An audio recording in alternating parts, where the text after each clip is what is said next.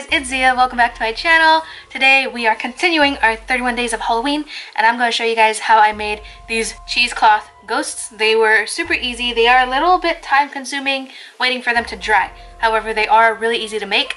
I saw these all over Pinterest and I couldn't wait to try it out for myself and share it with you guys. So this is not an original idea, but I thought it would be really fun to share. What you're going to need is cheesecloth, of course. Where is my cheesecloth? Cheesecloth. Balloons. The size and the amount depends on you. It depends on how many ghosts you want to make. I want to make 3. And that is why I have 3 balloons here and 3 different height items for it to sit in. I wanted them to be different heights and different sizes.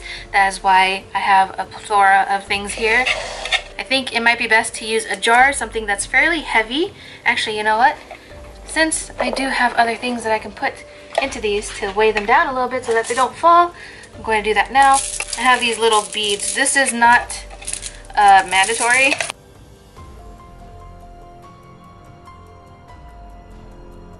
Just helps to make sure that your stuff isn't going to fall when you start putting it together.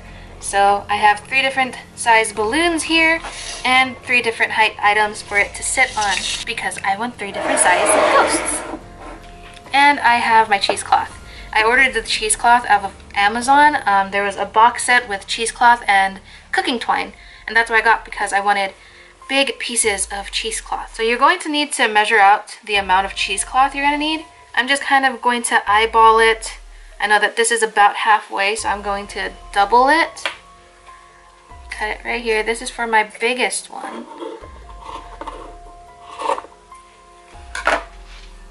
Excuse you, one single thread that doesn't want to cut.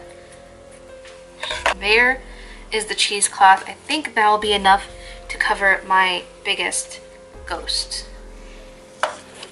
I think I should also tape the balloons down so that they stop moving around because that doesn't help at all. So you're also going to need some tape.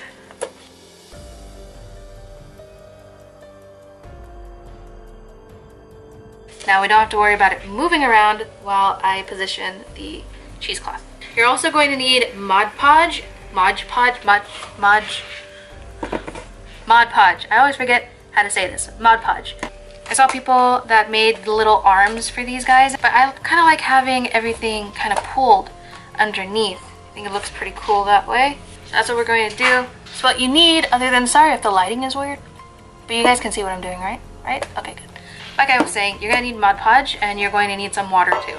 A 1:2 ratio is supposed to be what works best. I should have tested this out before actually showing you guys, but I'm not that kind of professional. I think Mod Podge is supposed to be pretty much magic when it comes to crafting things. So I'm just going to pour this into my bowl here. That should do it. So you want to thin out the Mod Podge just enough to make it nice and smooth. It already is nice and smooth, but we need to thin it a bit. I do not like the smell of Mod Podge. Learning things today. I feel like that should be enough for now.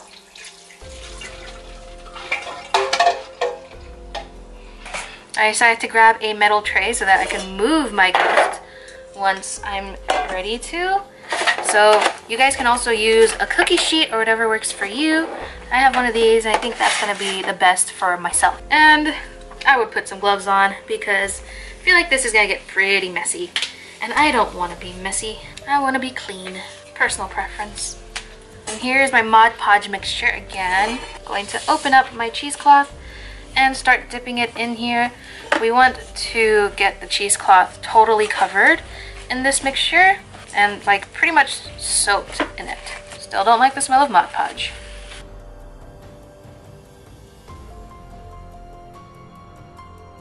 And we're going to squeeze out the excess.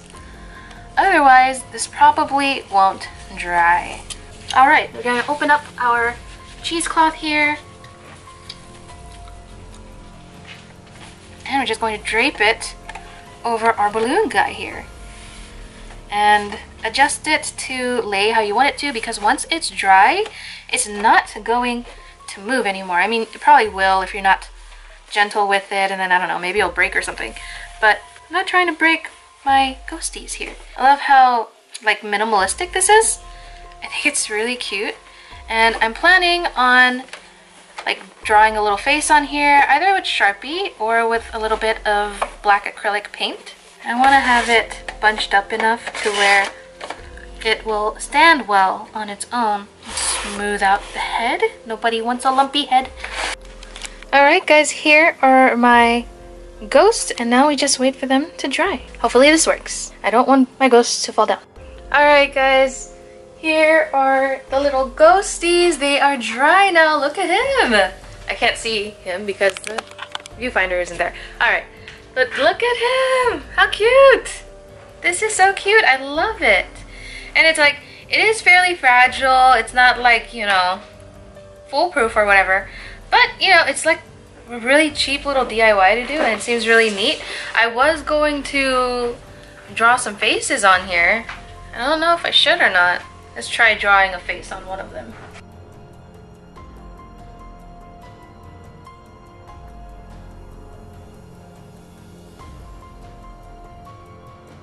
And getting rid of the balloon is super easy.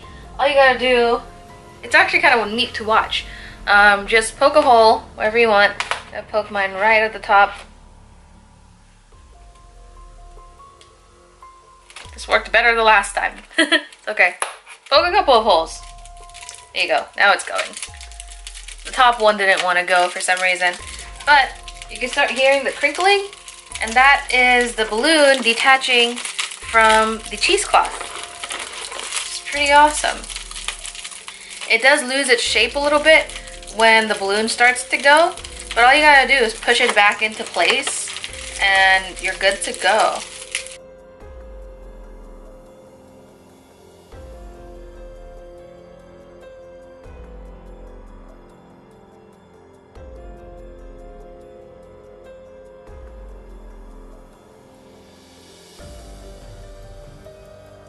The face is actually kind of cute. Like, you can't see it perfectly all the time, but like if I'm standing right here, you can totally see the face. I think that's super cute. So there are my finished ghosts, guys. I hope you guys enjoyed this DIY. I had a ton of fun putting it together, and I love how it looks. I love how it looks on my dresser, and at night I light them up, and they're kind of like night lights for us, and I think they're adorable with lights in them. So thank you guys so much for watching. I hope you enjoyed it. If you did, please don't forget to like, comment, and subscribe down below if you've not already, and don't forget to hit that little notification button so that you can keep up with all the Halloween videos coming out this month. See you guys in the next one. Bye guys.